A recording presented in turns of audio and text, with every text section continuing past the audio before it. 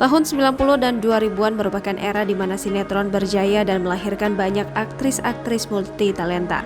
Selebriti ini rupanya juga dulu pernah dapat predikat sebagai ratu sinetron. Nama Desi Ratnasari mulai naik sejak membintangi sinetron Jendela Rumah Kita yang tayang di TVRI pada tahun 89. Beberapa judul sinetron komersil di RCTI dan SCTV telah dibintanginya, seperti Anakku Terlahir Kembali di tahun 96, Takdir di tahun 98, Melati di tahun 98, dan Cinta di tahun 99.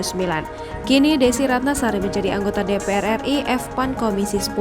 Selain itu, Desi juga menjabat sebagai Ketua DPW PAN Jabar 2020-2025. Meski kini jarang tampil di televisi, ia kerap membagikan kegiatan sehari-harinya di media sosial.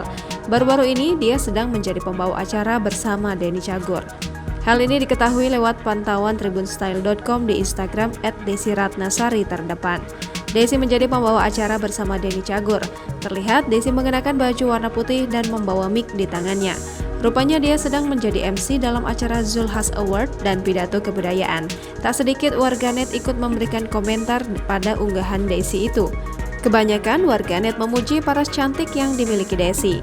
Memiliki paras cantik dan menjadi anggota DPR membuat dirinya selalu menjadi sorotan. Tak heran jika pesinetron cantik itu memiliki banyak penggemar.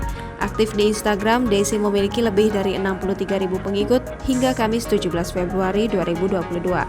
Sebanyak 139 foto telah ia unggah di Instagramnya.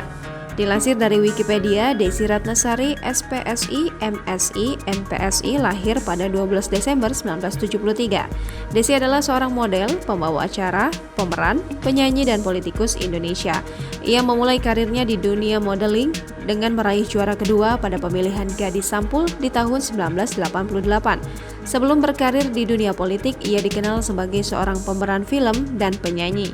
Salah satu lagunya yang sangat populer di masyarakat berjudul Tenda Biru yang terdapat di album ketiganya dengan judul yang sama.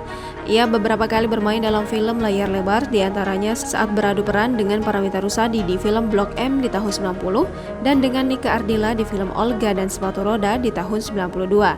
Saat ini ia menjabat sebagai anggota Dewan Perwakilan Rakyat Republik Indonesia yang terpilih dari Partai Amanat Nasional dan telah menjabat selama 2 periode sejak 1 Oktober 2014. Jangan lupa subscribe, share, komen, dan like ya!